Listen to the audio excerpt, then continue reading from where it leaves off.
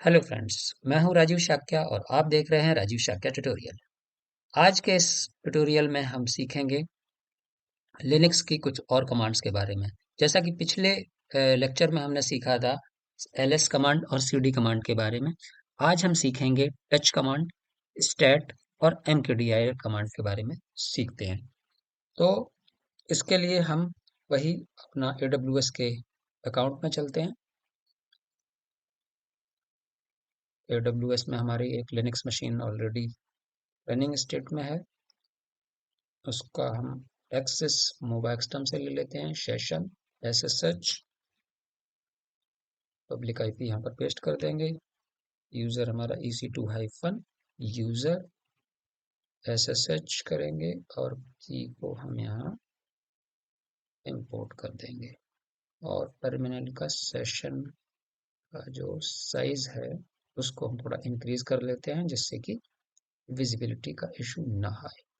चलिए, ये हमारा टर्मिनल ओपन हो गया है लिनक्स का। यहाँ पर हम क्लियर कमांड से एक स्क्रीन को क्लियर कर लेते हैं और सूडो के प्रिविलेजेस के लिए हमें क्या करना होता है, सूडो सू दिया। तो आज के सेशन में हम कवर करने वाले हैं कि टच कमांड क्या होती है और स्टैट कमांड को यूज करेंगे और mkdir कमांड। ये तीन कमांड को आज के इस वीडियो में हम कवर करने वाले हैं। तो बेसिकली टच कमांड क्या होता है कि टच कमांड एक फाइल को, एक एम्प्टी फाइल को क्रिएट करने के लिए होते हैं। टच कमांड के बेसिकली दो काम होते हैं। एक होता है फाइल के टाइम स्टैम्प को चेंज करना, कि उसका एक्सेस टाइम, फाइल का एक्सेस टाइम क्या था, चेंज टाइम क्या था, मॉडिफिकेशन टाइम क्या था, उसको चेंज करना। दूसरा होता है कि फाइल को क्रिएट करना, एक एम्प्टी फाइल को क्रिएट किया जा सकता है टच कमांड से। तो अभी हम कहाँ बैठे हैं, उसके लिए हमने कमांड बताई थी pwd। अभी हमने आपको बताया था पिछले वीडियो में कि जब भी हम लॉगिन करते हैं अपने यूजर से, तो हम कहाँ होते हैं, अपने होम डायरेक्टरी के अंदर होते हैं। अभी हमने EC2 यूजर से लॉगिन किया है, तो अभी हम अपने EC2 यूजर की होम डायरेक्टरी में pwd प्रिंट वर्किंग डायरेक्टरी ने हमें ये चीज बता दी है। चलिए, अब बात आती है कि फाइल, कई बार होता है कि फाइल क्रिएट तो करते हैं, डायरेक्टरी क्रिएट तो करते हैं, लेकिन ये नहीं पता चलता है कि उन्होंने ये फाइल या डायरेक्टरी कहाँ, किस लोकेशन पर क्रिएट कर दी है। तो मैं आपको बताना चाहूंगा कि जहां पर बैठकर आप डायरेक्टरी और फाइल को क्रिएट कर रहे हैं, अगर आपने कोई भी पाथ मेंशन नहीं किया है, तो फाइल और डायरेक्टरी वहीं पर क्रिएट होती है। जैसे फॉर एग्जांपल, अगर हम यहाँ टच कमांड से एक एक राजीव नाम की फाइल को क्रिएट करें, तो ये कहाँ क्रिएट हुई होगी, यहाँ पर हमने टच कमांड दिया है और उसके बाद फाइल का नाम दिया है। उसके बाद हमने कोई अगर पाथ नहीं दिया है, तो इसका मतलब ये है कि जिस लोकेशन पर अभी हम बैठे हुए हैं उसी लोकेशन पर ये फाइल क्रिएट हुई होगी। तो कैसे देखेंगे, पिछले हमें हमने देखा था ls कमांड का यूज करके, या ls-l करके देख सकते हैं। ये देखिए, यहाँ पर हमारी फाइल क्रिएट हो गई है। तो लिनक्स के अंदर दो तरीके हैं फाइल या डायरेक्टरी को क्रिएट करने के, कि या तो आप जिस डायरेक्टरी में फाइल को क्रिएट करना चाहते हैं, तो वन बाय वन करके उस डायरेक्टरी तक जाइए और वहां पर जाकर फाइल को क्रिएट कर दीजिए। या फिर एक पूरा कंप्लीट स्पेसिफिक पाथ जो है हम देते हैं फाइल को, तो वो फाइल वहां पर जाके क्रिएट हो जाती है। अभी हमने टच कमांड से राजीव नाम की फाइल को बनाया है। जिस लोकेशन पर हम बैठे थे, हम कहाँ बैठे थे, हम अपने होम डायरेक्टरी के अंदर बैठे हुए हैं, वहां पर हमने इस फाइल को क्रिएट किया है। अगर यही फाइल अगर मुझे रूट के अंदर बनानी है, तो कैसे बनेगी, मान लेते हैं राजीव 1 नाम दे दिया। तो अब मैंने क्या किया है, अब मैंने टच कमांड लिखी है और यहाँ पर पाथ दे दिया है। क्या पाथ, फर्स्ट पहला फॉरवर्ड स्लैश है, रूट डायरेक्टरी को इंडिकेट करता है। रूट के अंदर एक रूट नाम की डायरेक्टरी है, उसके अंदर जाकर एक राजीव नाम की फाइल को क्रिएट करना है। तो देखते हैं ये क्रिएट होती है कि नहीं होती है। ये हो गई है, लेकिन अगर मैं यहाँ पर ll करूंगा या ls करूंगा, तो ये फाइल मुझे यहाँ नहीं दिखेगी। क्यों? क्योंकि हमने फाइल को क्रिएट करते टाइम पर हमने एक स्पेसिफिक पाथ दिया था, अब इस पाथ यहाँ पर कैसे देख सकते हैं?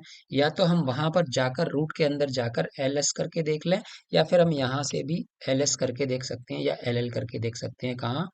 इस डायरेक्टरी में। यहाँ पर देखेंगे तो आपको यहाँ पर फाइल दिखाई देगी राजीव 1 से। तो अभी हमने एक फाइल बनाई राजीव। तो अभी हमने क्या सीखा कि फाइल को क्रिएट करने के लिए अगर हम कोई पाथ नहीं देते हैं तो फाइल हमारी वहां क्रिएट होगी जहां पर हम अभी मौजूद हैं, अभी प्रेजेंट में हम जिस डायरेक्टरी के अंदर हैं। और अगर हम स्पेसिफिक कोई पाथ देते हैं तो ये फाइल जो है वो उसी स्पेसिफिक पाथ पर जाकर क्रिएट होगी। अब स्टैट कमांड से इसका हम राजीव नाम के स्टैट्स देख सकते हैं। इसको एक्सेस कब किया गया, यहाँ पर आप देखेंगे 22 ऑफ फेब्रवरी, ये टाइम दे रखा है, ये सेकंड्स दे रखे हैं। मॉडिफाई कब हुआ, चेंज कब हुआ। अब अगर हम दोबारा से इसी सेम कमांड को चलाते हैं तो यही सेम ही आपको टाइम दिखाने वाला है। लेकिन अगर हमने टच करके दोबारा से राजीव किया तो इसका आप देखेंगे कि टाइम स्टैम्प चेंज हो जाएगा। अब आप देखेंगे कि टाइम स्टैम्प यहाँ पर 10:50 38 हो गया है, जो कि पहले 10:47 था। तो इस तरीके से हम टच कमांड का यूज करते हैं। टच कमांड एक तो फाइल अगर सबसे पहले अगर आप टच करके फाइल का नाम देते हैं तो सबसे पहले वो देखता है कि क्या इस नाम की डायरेक्टरी उस पाथ पर अवेलेबल है या नहीं है। अगर अवेलेबल है तो उसके टाइम स्टैम्प को चेंज कर देता है, और अगर अवेलेबल नहीं है तो उस फाइल को क्रिएट कर देता है। इसकी और डिटेल में देखने के लिए आप h-हाइफन हेल्प का यूज करके इसके साथ जो ऑप्शंस आते हैं वो हम देख सकते हैं। मान लेते हैं कि आपको सिर्फ फाइल का केवल टाइम एक्सेस टाइम चेंज करना है तो हम -a का यूज करेंगे। और केवल अगर मॉडिफिकेशन का टाइम चेंज करना है तो -m भी हम यूज कर सकते हैं। कैसे करेंगे? Touch -a Rajiv. अब अगर मैं यहाँ पर स्टार्ट राजीव करता हूँ तो इसने केवल और केवल हमारे एक्सेस टाइम को चेंज किया होगा। देखिए, मॉडिफिकेशन टाइम वही पुराना आ रहा है, जबकि चेंज का टाइम जो है वो हमेशा जब भी फाइल के साथ कोई भी चेंजेस होंगे, कोई भी छेड़खानी होगी तो उस टाइम पर ये चेंज का टाइम हमेशा चेंज होगा। और अगर मैं इसी में -m का यूज करता हूँ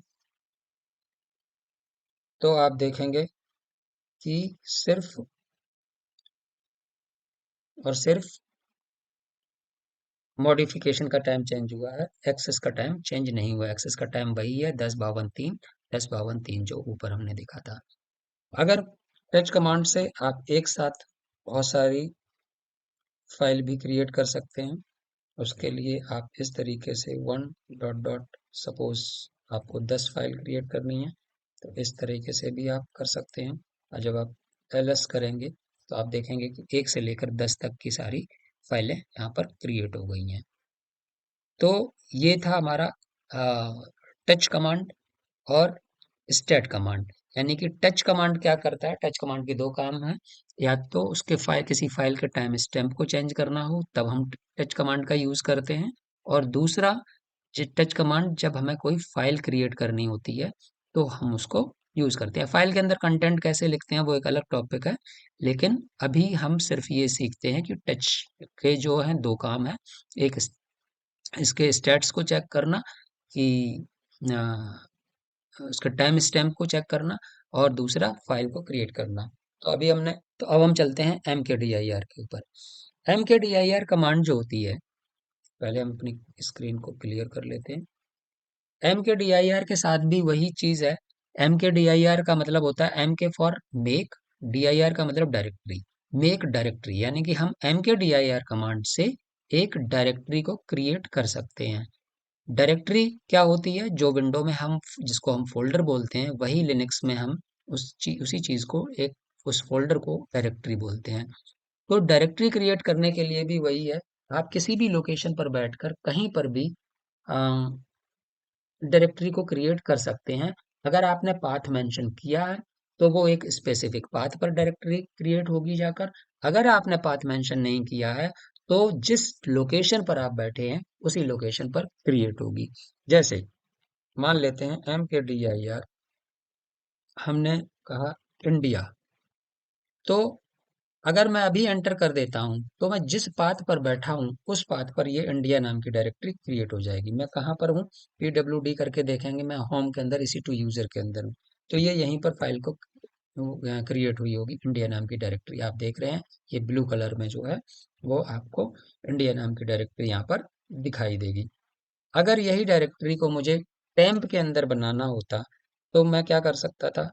यहीं पर बैठे बैठे, एक तो ये था कि मैं पहले CD करके टेम्प में जाऊं, टेम्प में जाने के बाद यहाँ पर LS करके देखूं क्या यहाँ पर है इंडिया नाम की डायरेक्टरी। नहीं है, तो मैं बना लेता हूँ MKDIR इंडिया। अब LS करके देखता हूँ तो हम देखेंगे कि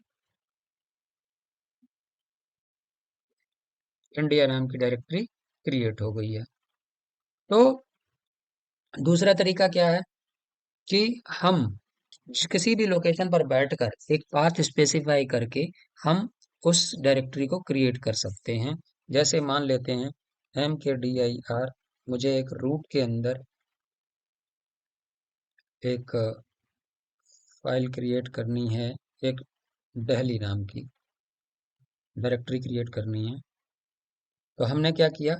हमने कमांड का नाम लिखा MKDIR और कहा कि उसको रूट के अंदर एक दिल्ली नाम की डायरेक्टरी क्रिएट कर दीजिए। और जबकि हम बैठे कहाँ पर हैं? EC2 की होम डायरेक्टरी में बैठे हुए हैं, एक नॉर्मल यूजर की होम डायरेक्टरी में। तो ये अगर हम यहाँ पर LS करेंगे तो हमें ये यहाँ पर दिल्ली नाम की डायरेक्टरी नहीं दिखेगी। क्यों? क्योंकि ये डायरेक्टरी क्रिएट कहाँ हुई होगी जाकर? ये डायरेक्टरी रूट के अंदर, जो पहला फॉरवर्ड स्लैश है वो रूट डायरेक्टरी को इंडिकेट करता है, फिर दूसरा रूट डायरेक्टरी है, फिर उसके बाद दिल्ली नाम की डायरेक्टरी क्रिएट हुई होगी। तो LS करके हम देख सकते हैं, LS-LRTH कर ली, हमने इसको पढ़ा था कमांड को, यहाँ से भी आप देख सकते हैं या फिर उस लोकेशन पर जाकर देख सकते हैं। देखिए, दिल्ली के अंदर कुछ नहीं है इसलिए इसने कुछ शो नहीं किया, लेकिन अगर रूट के अंदर देखेंगे तो आपको यहाँ पर एक दिल्ली नाम की डायरेक्टरी मिलेगी। अब मान लेते हैं कि आपको एक डायरेक्टरी के अंदर दूसरी डायरेक्टरी, दूसरी के अंदर तीसरी डायरेक्टरी बनानी है, तो उसको कैसे बनाया जा सकता है? तो MKDIR, उसके लिए एक ऑप्शन यूज करना पड़ता है आपको, -P। -P का मतलब होता है पेरेंट डायरेक्टरी, यानी कि पेरेंट डायरेक्टरी अगर नहीं है तो पहले पेरेंट डायरेक्टरी को बनाया जाएगा, फिर उसके बाद चाइल्ड डायरेक्टरी को बनाया जाएगा। तो यहाँ पर मान लेते हैं हम डाल देते हैं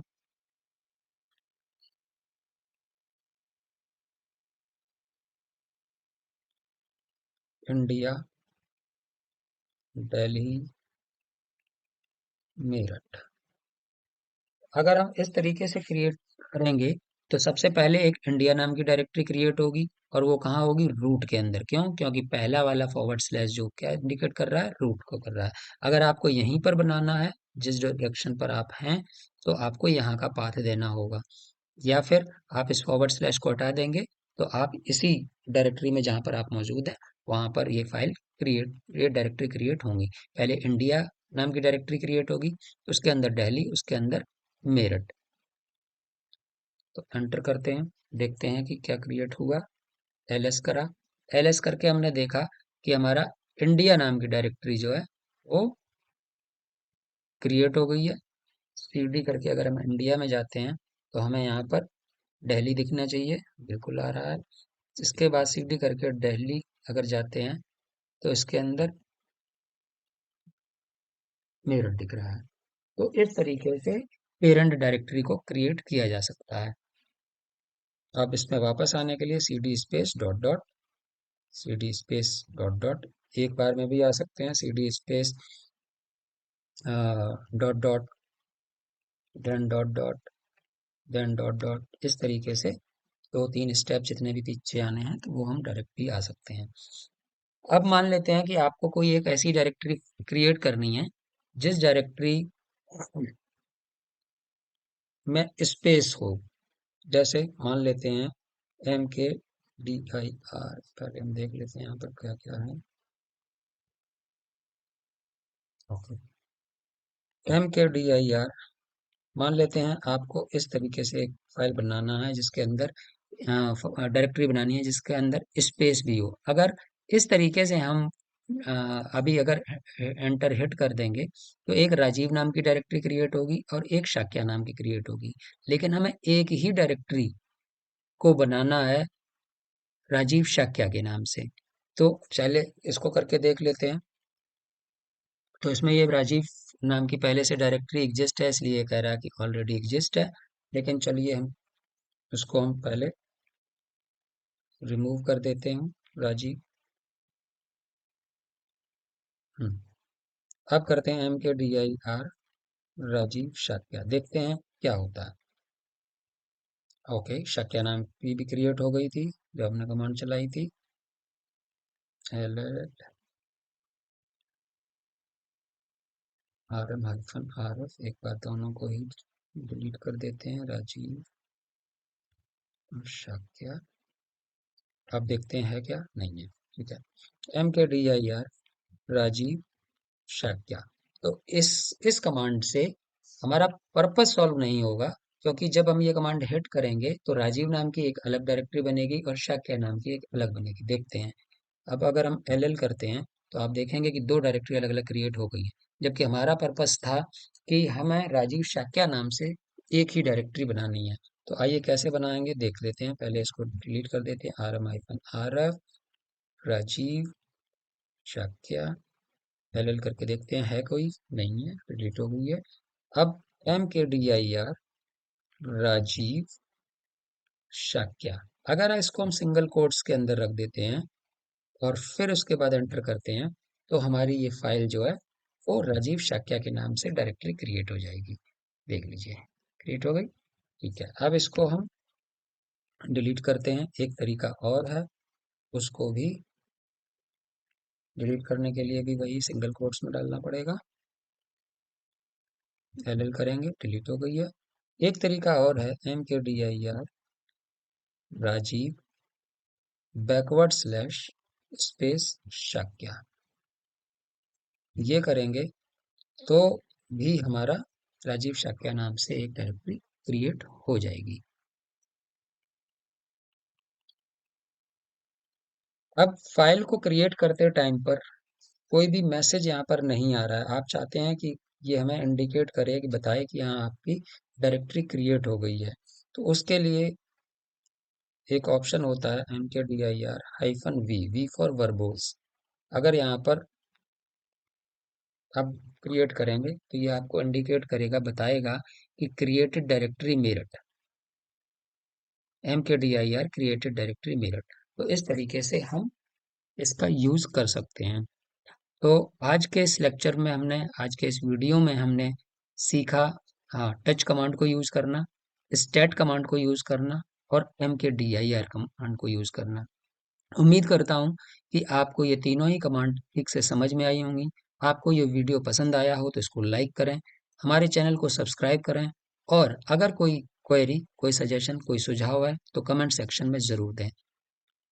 तो चलिए, तब तक के लिए बाय बाय, मिलते हैं अगले वीडियो में। Thank you so much, happy learning.